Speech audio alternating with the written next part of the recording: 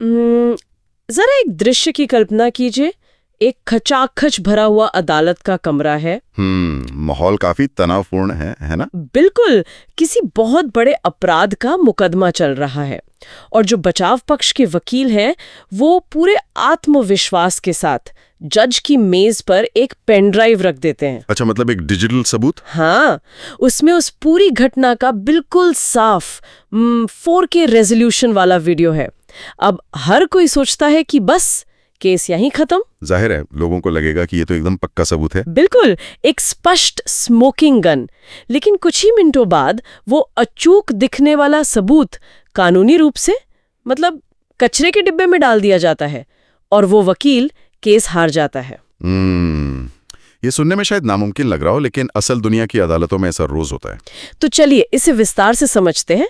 आज की इस गहन चर्चा में हम ठीक इसी खाई का विश्लेषण करने वाले हैं। बिल्कुल, और इसके लिए आज हमारे पास बहुत ही ठोस स्रोत हैं। जी, हमारे सामने जो रूपरेखा है वो मनीष शुक्ला एंड एसोसिएट्स की FIR से फैसले तक आपराधिक विधि ड्राफ्टिंग श्रृंखला से ली गई है।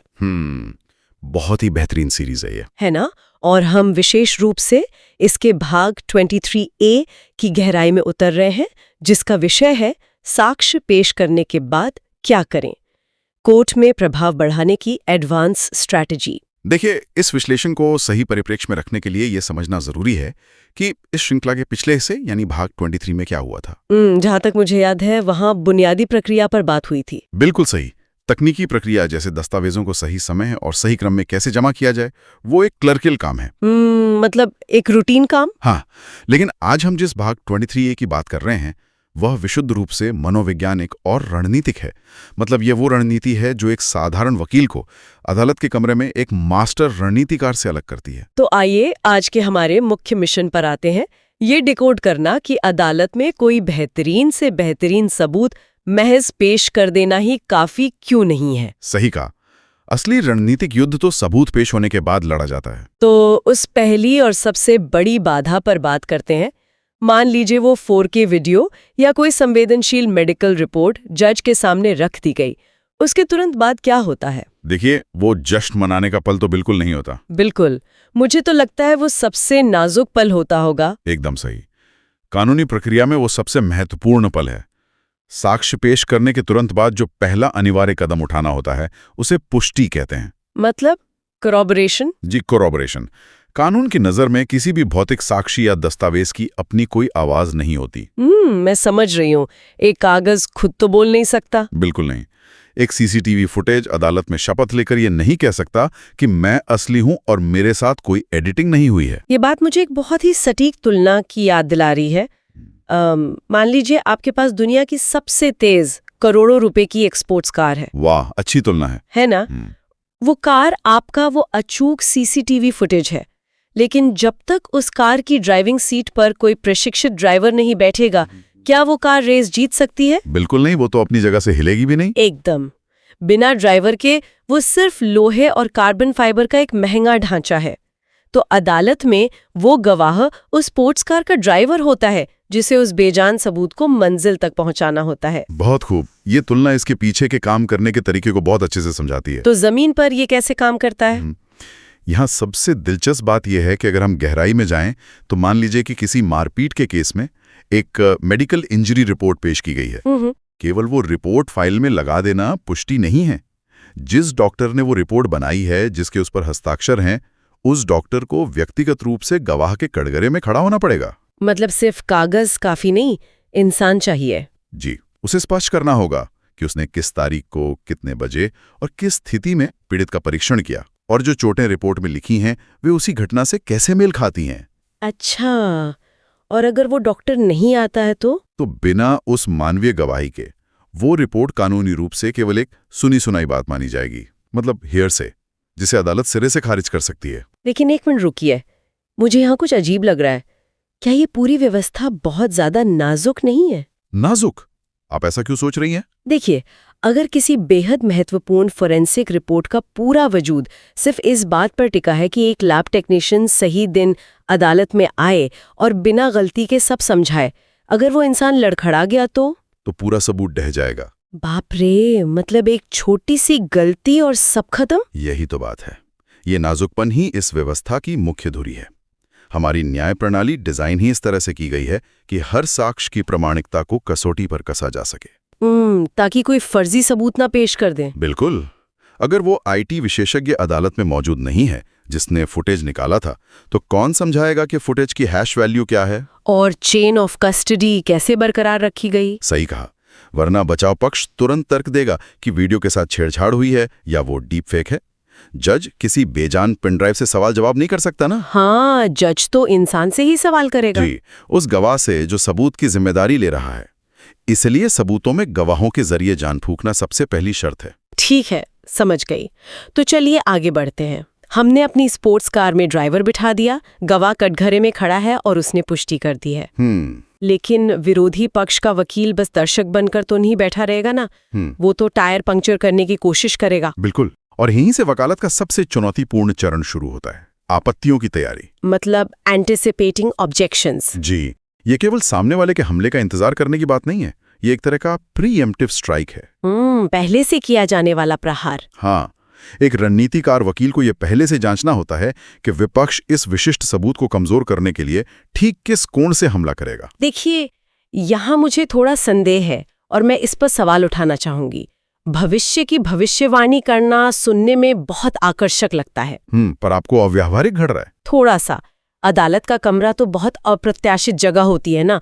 विरोधी वकील अचानक से कोई बेतुका सवाल पूछ सकता है। ये शंका बहुत स्वाभाविक है, लेकिन क्या व्यावहारिक रूप से यह संभव है कि हर एक संभावित आपत्ति का पहले से ही सटीक अनुमान लगा लिया जाए? देखिए, ये कोई जादू या भविष्य देखने की बात नहीं है। ये कानूनी कमजोरियों के पैटर्न को पहचानने का विज्ञान है। पैटर्न मतलब कुछ तय तरीके होते हैं। हाँ, बिल्कुल। एक बेहतरीन वकील अपने केस के साथ कभी इतना भावनात्मक रूप से नहीं जुड़ता कि वो कमजोरियों के प्रति अंधा हो जाए। वो निष्पक्ष रहता है। हाँ, वो जानबूझकर डेविल्स एडवोकेट की भूमिका निभाता है, अपना ही सबसे बड़ा विरोधी बन जाता है। अच्छा, खुद के केस पर हमला करता है? जी, वो उस मेडिकल रिपोर्ट को ये साबित करने के लिए नहीं देखता कि उसका मुवक्किल सही है। वो पूछता है, अगर मैं बचाव पक्ष का वकील होता तो इस रिपोर्ट की धज्जियां कैसे उड़ाता। ओह, अब मैं समझी। मतलब वो उन पैटर्नों को खोजता है जहां दस्तावेज अक्सर कमजोर पड़ते हैं। बिल्कुल सही पकड़ रहे हैं आप। जैसे क्या? घटना के समय और मेडिकल परीक्षण के बीच बहुत लंबा अंतराल है। एकदम सही उदाहरण। अगर घटना और मेडिकल जांच के बीच 12 घंटे की देरी हुई है तो उसे पता है कि विपक्ष सबसे पहला आरोप यही लगाएगा कि इन 12 घंटों में पुलिस ने झूठी कहानी गढ़ी है। जी, तो ये कोई अप्रत्याशित हमला नहीं है, ये एक स्थापित पैटर्न है। तो वकील पहले से तैयार रहता है। बिल्कुल। वो अदालत में केवल आपत्ति का इंतजार नहीं करता, वो इस 12 घंटे की देरी को सही ठहराने वाले सुप्रीम कोर्ट के पुराने फैसले या कोई ठोस कारण पहले से फाइल में तैयार रखता है। ये तो पूरी तरह से मानसिक शतरंज का खेल है। हाँ, जहां विरोधी की चाल चलने से पहले अपनी जवाबी चाल तैयार रखनी होती है। और मुझे लगता है कि इस स्तर की सूक्ष्म तैयारी रातों रात नहीं आती। इसमें बहुत गहरे अनुभव की जरूरत होती है। 100%।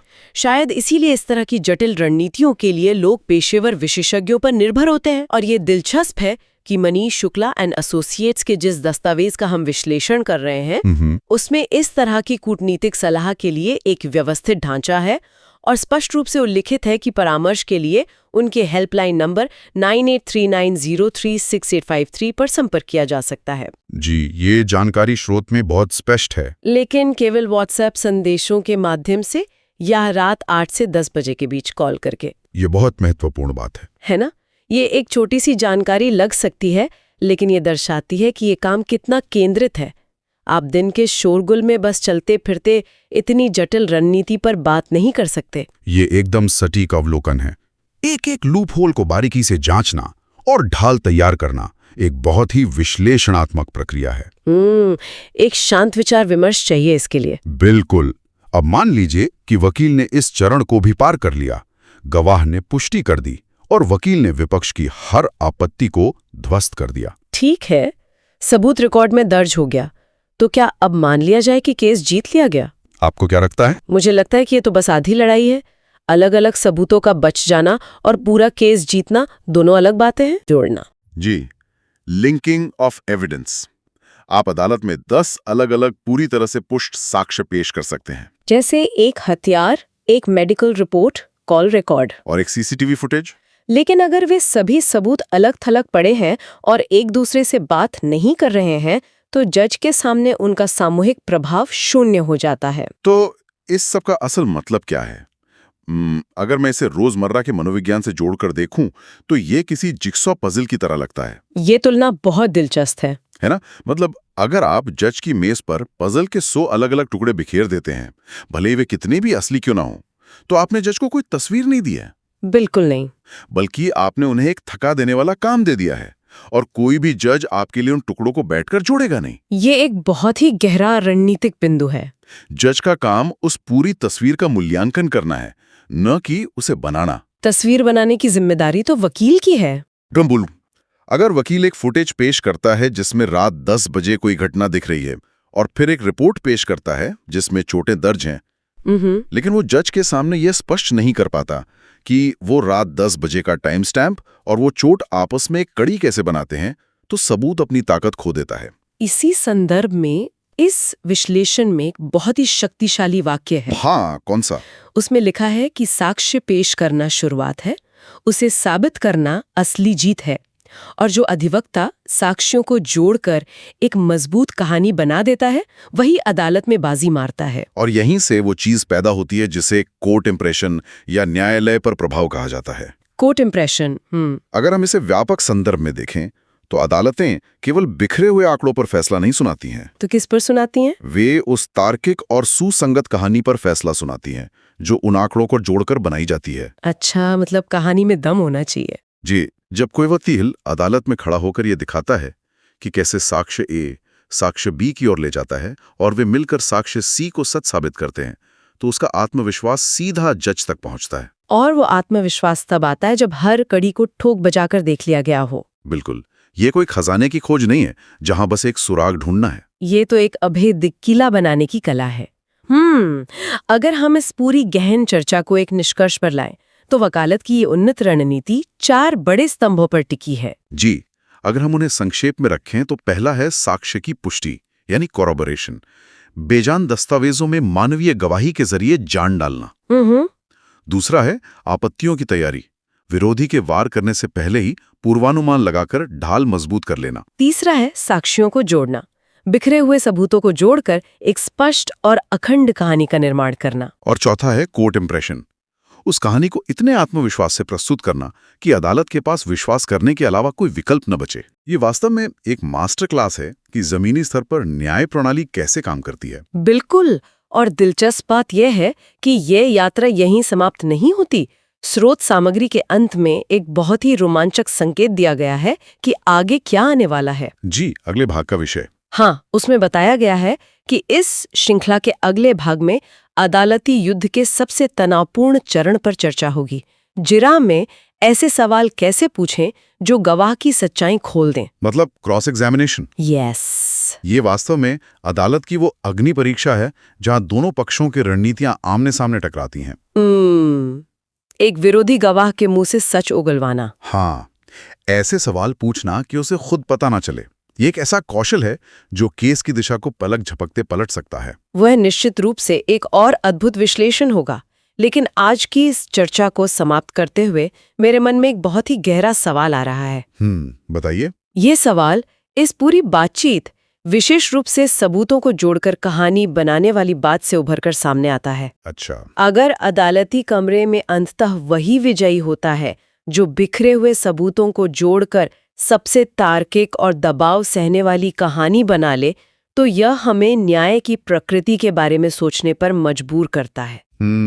कैसे? क्या हमारी कानूनी व्यवस्था हमेशा एक निरपेक्ष सच्चाई, यानी जो वास्तव में हुआ था, को पुरस्कृत करती है?